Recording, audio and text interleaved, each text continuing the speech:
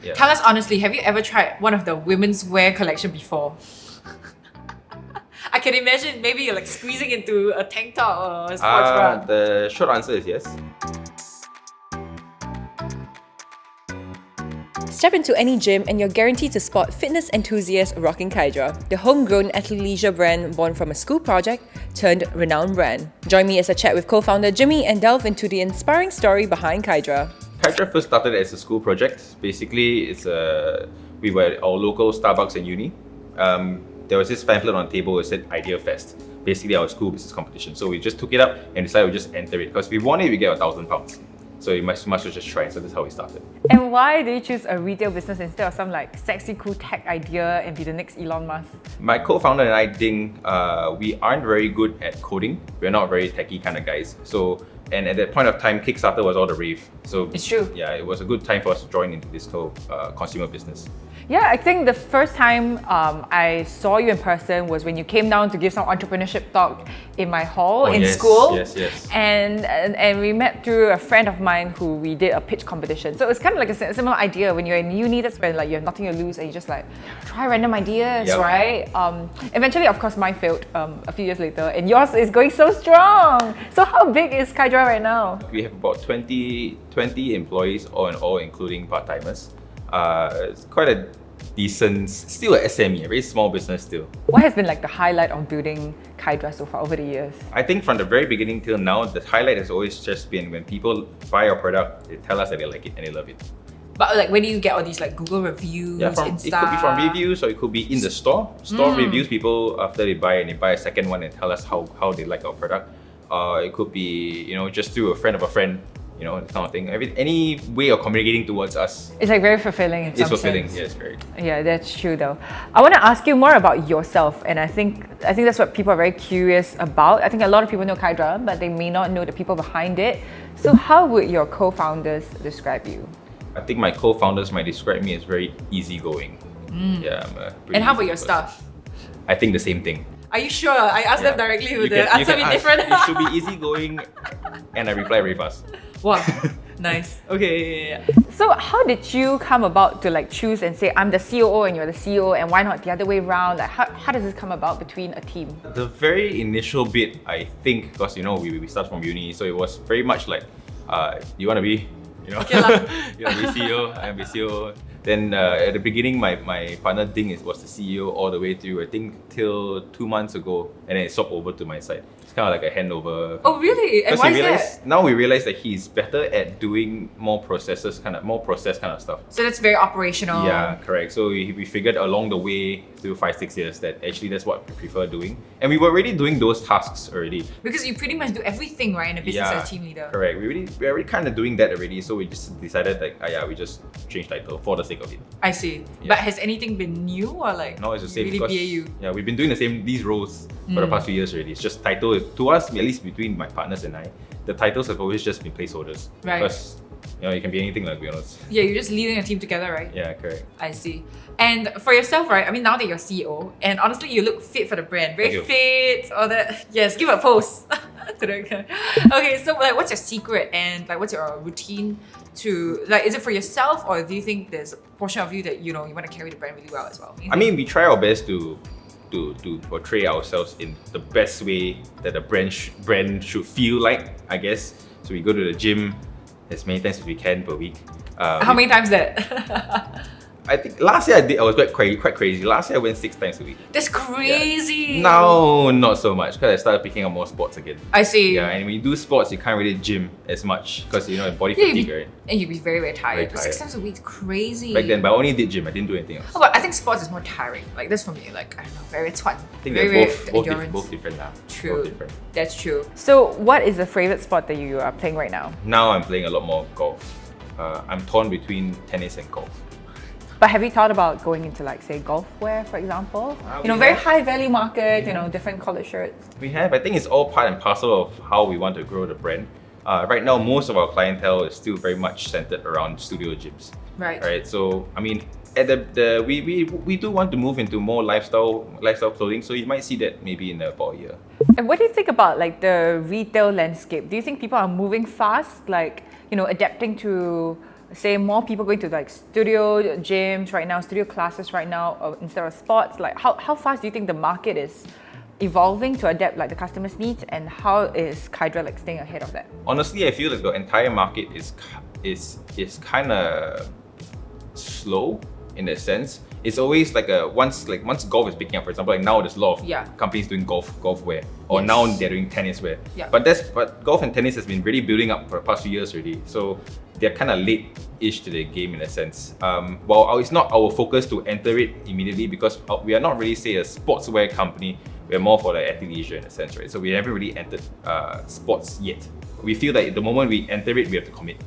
Right. So hence we haven't really entered into it. But how we stay ahead of our competition is through our design process.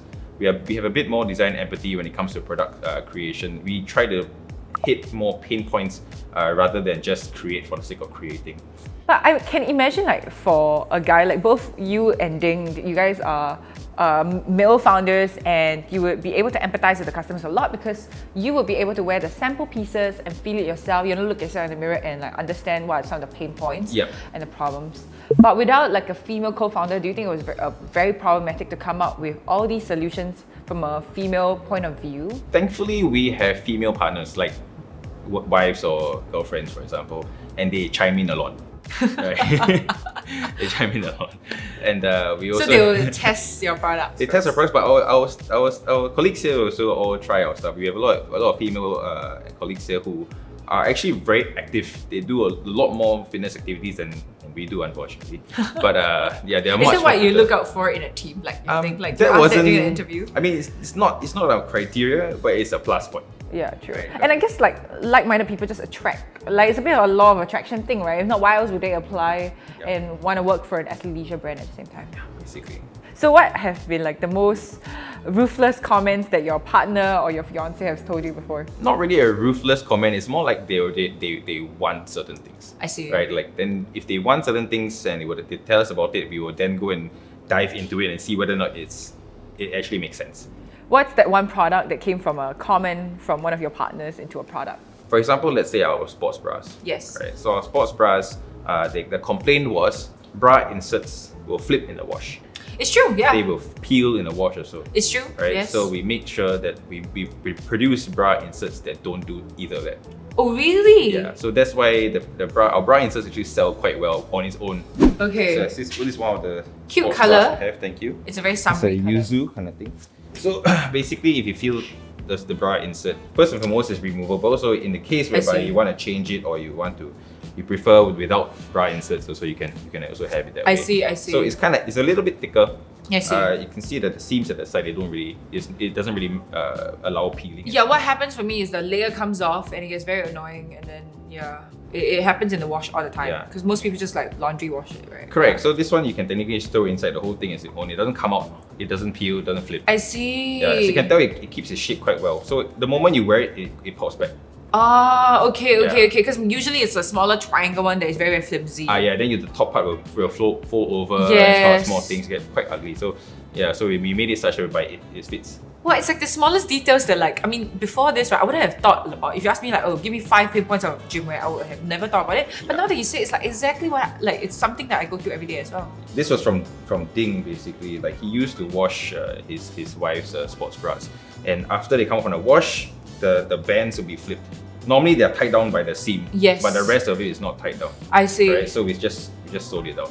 Oh, so you make it's like very, very simple iterations that makes your life it's a bit just better. practical basically. Basically just targeting pain points to make sure like improvement quality of life. I see.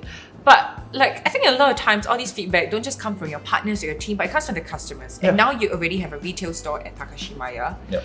How do you make sure that the comments and feedback from like the changing room come all the way to your staff, then to your design folks, and even to you as a team leader? Because like sometimes things get lost in translation or people don't care. Like how do you ensure that this culture in your team ensures this seamless flow of information that goes and reflects back into your products? I mean, the process for gathering feedback there and back to the office is not 100% yet. But also because we kind of just started a retail store. It's been less than a year since, right? So since then we've just been trying to make the flow of the shopping experience good, customer journey good, sorry. And whereas the feedback comes in through the part-time staff, and then they may just share with us directly, or they will text us. You know, my part-time staff, they are great. They like to, they're very proactive. They take a lot of initiative. So they do text me like, oh, customer say this, customer say that. I see. Okay, so I think distinct from that is like really finding the right hires, and also just giving them access, I think, with your team size to like really reach you directly, right? So somebody doesn't get like a useful information, doesn't get lost in the middle of a very corporate hierarchy kind of culture. Yeah, we're quite flat in our hierarchy in that sense. Everybody can say anything. We don't really discriminate. So last year you started going like offline, physical store. So what has been the difference like managing e-commerce and retail, and which has been more challenging? I mean, e-commerce for us is quite more natural because we've been doing for maybe 5 to 6 years now. Whereas the retail store has been only less than a year. This a lot more challenges than there because we are inside a mall as well. There's a lot more rules and regulations that we have to follow. So everything is kind of new. So I think the difficulty is just that it's new. I think coming from a customer lens, it's also nice to have like a physical space, kind of like a flagship store where people can like come and try, and then eventually they are familiar with your sizes, and they can just start buying online more regularly, and they have like faith and they can trust the brand, especially if they're new to the brand. That's actually why we started a retail store, because Kydra has always been a tangible brand in an intangible space. Yes. Right. So you can do people like, oh, nice picture, nice clothing, but I don't know my size. Yeah, I don't know the material. Sizing and material is so important, right, for correct. athleisure. So now with the store, they coming quite a lot. In the recent few years, I think the retail model have shifted. There are new trends. Now live selling is like a hot thing. Yep. I personally done quite a few live stream like showing on like sportswear and clothes before as well. There's group buy as well, which is not very big here, but I think overseas group buy has been quite popular. And various different things like social shopping, like with Instagram and other social media, like integrating your feed together with your shopping experience. How do you know which is like when to jump on the hype train? We don't just jump into things anymore in a sense. We want to make sure that we are not dying. We don't want to open up a new channel or new flow, without, being able to actually do it, right? Also, it might be a waste of money. Right. Yeah, so we don't really try to jump on every single hype train. We'll kind of assess it first and then jump in later. So when you say assess, what does it mean? Like, how do you know whether this is a battle that I can fight? It's not so much of a battle I can fight, but more of like whether or not my customers are in this platform. Right. Yeah, so if let's say my target audience is not there, then there's no point me entering. That's true though. Yeah, correct. So it's more of like assessing whether or not it's the right fit for us. Yeah, so the business model that I was doing together with a mutual friend of ours, I guess, is doing subscription based, but we weren't doing athleisure. We wanted to do like your normal local brands, blog shop dresses, workwear, sometimes your weekend outfits on a subscription model where you pay $69 a month, and then you receive like a box of like maybe 3 to 5 pieces of clothing, right? And then you wear and then you return. So I think the idea was circular economy, sustainability, reducing like fast fashion consumption. And then I think we tried this business model. We thought it was really cool because I think overseas Rent the Runway became like $1 billion business, and I thought it was very, very hot, which is why I joined the pitch competition. It's cool to do this business with some co-founders. Then we realized, wow, there's so many other considerations, because instead of just doing like your retail sales, right, you just set up an e-commerce shop on Shopify or anything else, the washing becomes the problem because like your OPEX increases so much, right? Your operating expenses go up so much. The delivery, the delivery and then getting it back, and then the sizing issues when things don't get done, wow, it becomes very, very complex. We're doing consignment models with different brands as well. So I think once you try a different model that hasn't been really foolproof, or we haven't really think about all these different like things, it becomes very complex. Thinking about the unit economics, the operations, everything was so challenging. Yeah, business not very easy. Yes. In a nutshell. Yeah, exactly. And then even if you want to like strip it all down and do something like simple, we were thinking during COVID when that's where we failed. And we wanted to do like just pure retail model because we already had so much inventory. Then we realized, wow, then on branding side, we keep talking about sustainability, then we start selling, then what if it contradicts and our customers lose faith in us? So we realized, wow, there's so many things to think about, not just your operations, but the branding, your impression, the brand image as well. Well, a lot of complex things. It's true. So what has been like the most complex or the biggest challenge for you in the last few years? Last few years has been pretty clean for us, to be honest. Not say there are no challenges, but the challenges weren't like very massive in your face. Every year is a struggle to decide whether or not customers will still maintain, buying, supporting you, whether can you get new customers, how your marketing is going to be, and etc. etc. But I think most of the way we are quite confident and quite comfortable with where we are, and we are confident with the designs that we're pushing out as well. Right. Yeah. So I think our market is very different from the business that you're doing. Ours is we design, we produce, we like it, we market it. Yes. Right. And then if people bite, it's great. If they don't bite, then we relook as to how else we can market it to get rid of stock. It reiterate your products. Yeah, correct. So it's a bit more of a different kind of challenge per se, but it's not like a super difficult. I'm sure in the athleisure landscape it's very highly competitive. We have a lot of like incumbent sportswear brands that have slowly started to shift to athleisure as well. I think that's kind of like the trend. And these are international brands with like millions of dollars of marketing and endorsements. So how do you, why did you even choose to pick this field to fight in, and how do you differentiate yourself? I mean, initially we felt there was a gap in this market for menswear, right? Which we started as a men's company. There weren't, at that period of time, we wanted to kind of merge casual wear and sportswear together. That's hence, athleisure basically.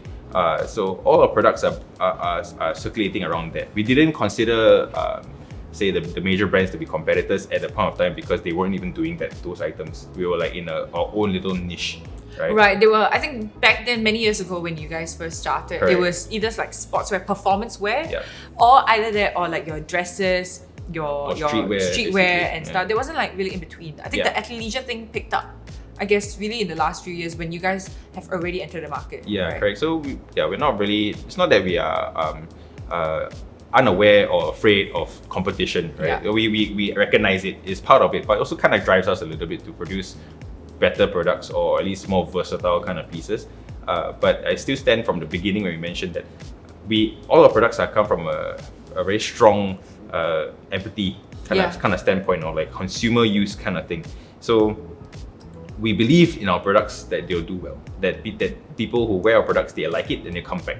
Right, so that's why we still do what we do, and we don't really think too much about what competitors are doing, as much as we should maybe, but we are just very much focused on what we are actually producing. That's true. And so how long do you wear like your pieces normally before you are like, okay, I validate this, let's ship it out? Our design process is about 6 to 9 months. 6 to 9 months? Yeah. That's so long. Because we also custom everything in terms of material. But 6 to 9 months, then how do you make sure that this is like trendy? Like what if it's the color of the month is like mint or like your yuzu? But how do you make sure that like 6 to 9 months at the end, it's still like a trendy color? We don't really, I mean, we do look at trends, but we also forecast trends. Yes. Yeah, so it's not like we believe, and also lucky for us, Singapore is a bit slower in terms of fashion as compared to USA, right? So we can always look at overseas countries, Europe, US, China, and then come back to Singapore, and by the time we produce it, it'll be just nice. That's true. Tell us honestly, have you ever tried one of the women's wear collection before? I can imagine maybe you're like squeezing into a tank top or a sports bra. The short answer is yes. I think all of us have tried. I've experimented something. At least once. So what's the piece that you tried? I tried all. Everything, are you sure? It's like all types. So all types. From tank tops to sports bra to leggings. Do you have a photo of that? No, I don't. Oh man, I can imagine putting this over here for everybody to see right now. There are photos of my partners though. But anyways. Okay, oh really? Okay. We'll get it out next time, or when we bring you back on the show. That's nice. It's very comfortable. Very comfortable. Are you sure? It is very comfortable. Yeah, but because so the legging, the part of the leggings, right? So leggings, when we first made it, I think we bought from some other major competitor, and then we tried it in the office, and we were like, wow, it's so thick, it's so hot, it's so warm. So then we're thinking about all our female friends and our partners. Mostly American brands. Correct. Yeah. Then they're running around doing sports in that. You were like crazy. Yeah, especially if say tennis is a very good example, right? Yeah. Or like this morning I was hiking at Clementi Forest or something like that. Yeah. It's so hot. It's too hot. It's too hot. You'll be sweaty. It's very humid as well. Correct. So we designed, we custom our fabric, this thing called Kydra. Basically, the whole point of it was to be cooling, right? It feels like second skin, cool to touch. Even if you put it in your car for like an hour in the hot sun, it becomes hot. You take it out within the next minute, it's cool again. Okay, so really tailored for tropical climate. It's made for tropical climate. Basically, it's just for us to not die in this heat. I see. I feel like a lot of the design processes and the examples that you've given in the last few products that you mentioned, right, are very like empathetic to like very like whether it's like small or significant pain points, but it's just making your life easier as someone who's active. Yeah, while maintaining some style, a blend of like style, comfort, quality. You know what I mean? So like everything that everybody tries to do, but we also try and make it like improve your life a bit, just by a bit. So tell us, what do you wear when you're not in Kydra? What do I wear? Or is Kydra day to night, dinner and dance, whichever? Kydra is quite versatile. I will wear this later to go out. Oh, nice! Yeah, I mean, pants depending, because I don't do joggers anymore. I did it before. So if I need to wear pants, then I'm wearing jeans like what I'm wearing now. Yes. Yeah, so most of the days I'm wearing Kydra. Wow, very versatile. 7 days a week. 7 days a week. Wow, amazing.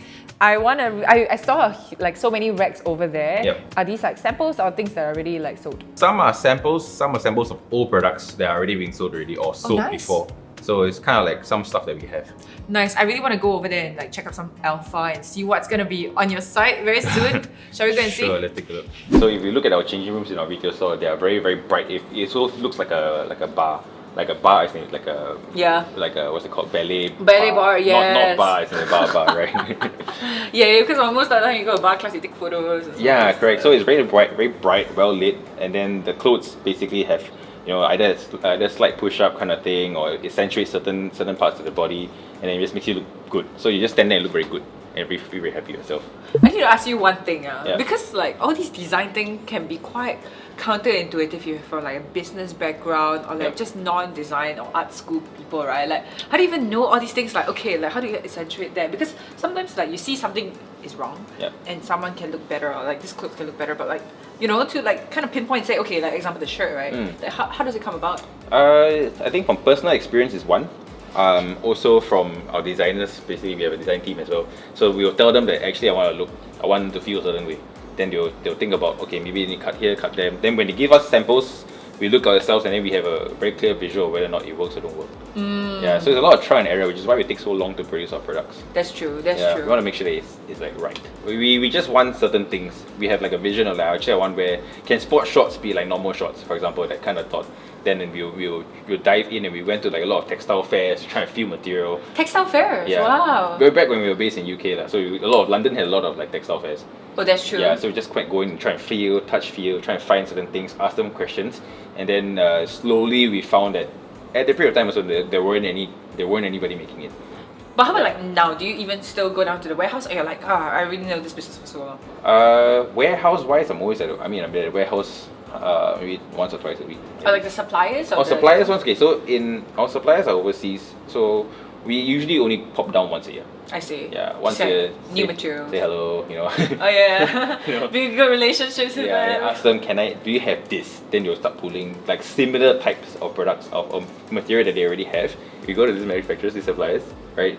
They show us a bunch of material. We decide whether or not the material is good for us. We tell them we want it to be more antibacterial. We want it to have SPF, you know, UV protection. Are you sure? Really? Yeah, some of our t-shirts. Wait, show us. I think this t-shirt, which is an old product, this I think was in 2018.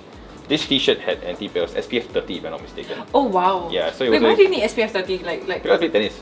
Oh right, makes sense. So it was for outdoor sports kind of thing, so that it's antibacterial, it's SPF 30. It's also two-way stretch, though, not four-way.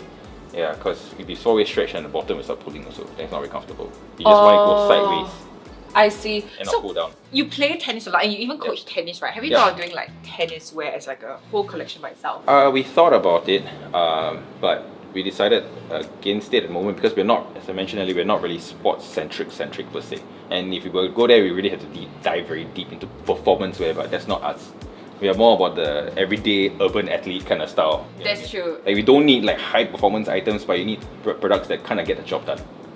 But then when you think about business growth, right, how do you think about like prioritizing different growth aspects? Like you could have just easily said, okay, let's expand to a new collection. Let's start a new division doing performance wear. Yep. Let's start a new, and then you went into accessories, which eventually you did, and you did that very, very successfully as well. Or like going to new markets or increasing number of SKUs within the women's wear. So I mean, there are so many different ways to grow a business. How do you like pick and choose what to prioritize? Sometimes it's trial and error. Sometimes it's just based on team capacity.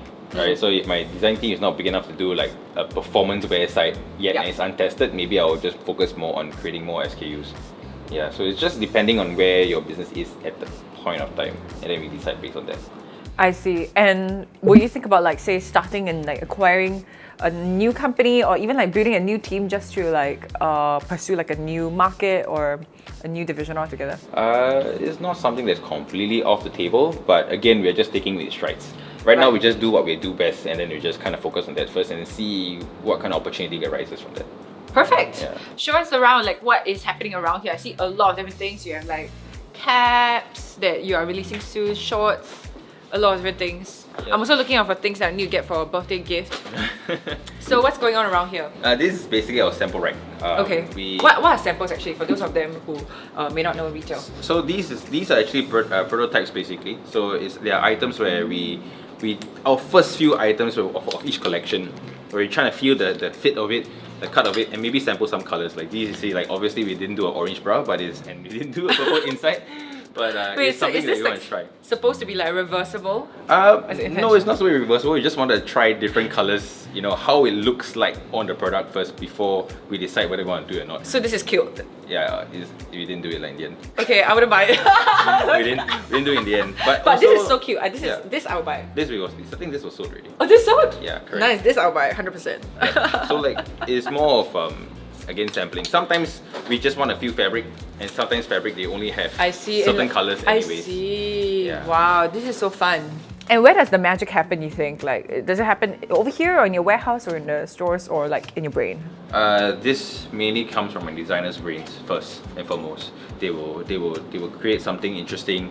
They'll pitch to basically to make a sample for, and then they'll start making samples for. Obviously, they'll plan their collections they want to launch over the year, and then after they try and choose things that look good in one set. I see. Speaking about team, you were sharing earlier something that I thought was quite interesting, that we are here in this office, and you guys come in like one time a week. Yes. Even so, and like why is that? So ever since COVID happened, basically, Yeah. obviously nobody could come to office, right? And we Yes. realized that everybody was working pretty well from home. The company still grew. We did pretty well still. Designs were still okay. Everything was doing well, right? So we decided actually there's no real point to be in office, but we still wanted to see everybody at least once a week. Of course. So we had like a little team meeting, a bit of chit chat, kind of company bonding, if you may, once a week. Then the rest of the week they can just go and do your own thing. And if you see them like once a week, how do you shape company culture? Because I think some of the bonding happens like over lunch, Yep. or like when you're gossiping about something else. Or like, is that, or do you prioritize other things instead? We do have cohesions once in a while, right? But most of the time, I mean, we don't restrict them from coming to the office. That's the Yes. thing, right? And I'm pretty sure that the teams themselves, they are comfortable, or they meet up a bit more often than they meet me, per se, right? Like, so we give them the freedom to do whatever they want to do in terms of in the day to day, but they are meant to do their projects, so it's very project kind of based. Well, there's so many colors. There's like a rainbow happening over here. What's These were this? all launch products. So these were the recent launch in April. So obviously the girls had a longer kind of like crop tee, basically. Well, I think you are like an expert about like women's wear now already. Not an expert. This feels so soft. It is, right? So it's all about hand feel for us. Wow, you really had to go to the store in like Takashimaya. It's very, very soft. It's like very, very buttery. Was there a proudest moment for you in your career so far? There are many proud moments. I mean, the shop itself, the inception of the shop itself was a very proud moment for us. It's a huge milestone because it's something that we thought of doing since we started the business anyways.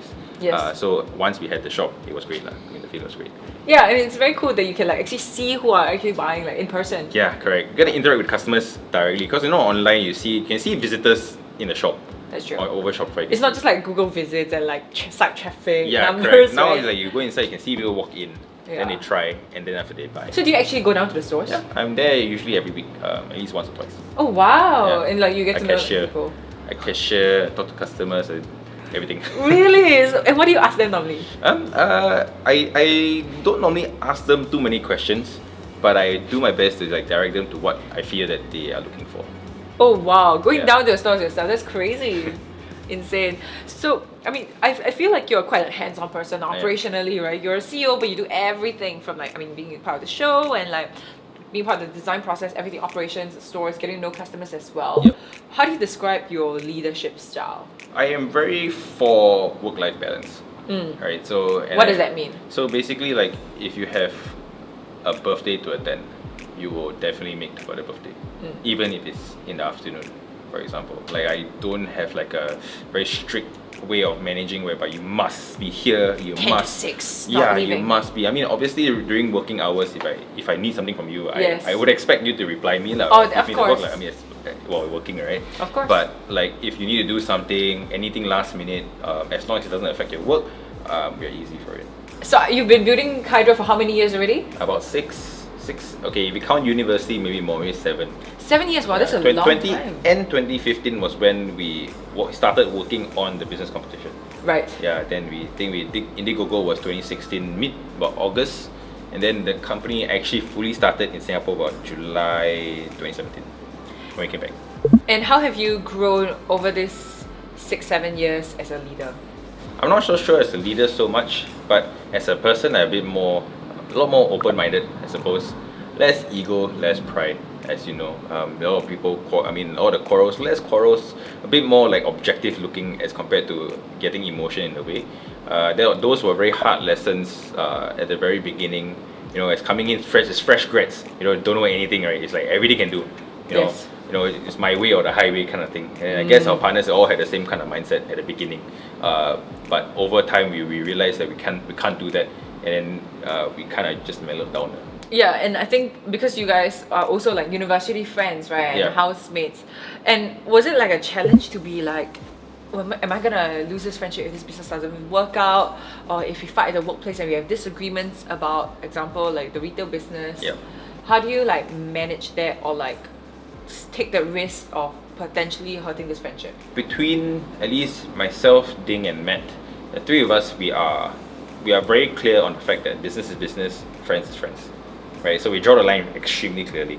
So with Matt, because he plays tennis with me, I could be arguing with him in the office for a while, and then like maybe 10 minutes later, I'm like, oh, I got a caught from 8 to 10 p.m. Play tennis later, and he's like, okay, sure. So it's really very clear, like compartmentalization, and like, I guess not like taking things too emotionally, right? If you're like disagreeing about business, you also have this common goal of success for the company. Yeah, correct. Everybody wants the same thing. We're all fighting for the same goal. So it's just a differing opinion, right? So the ultimate goal is to be able to convey your opinion properly to the other side and then the other side has to be able to understand that that's the point of it. So normally we like to work by objective first, then we talk about it. If you just say and then you're like, oh what, you know, then that's where the argument comes in. Okay. So at least you know like what is this discussion gonna work towards? Yeah, correct. It is my approach for this to do this.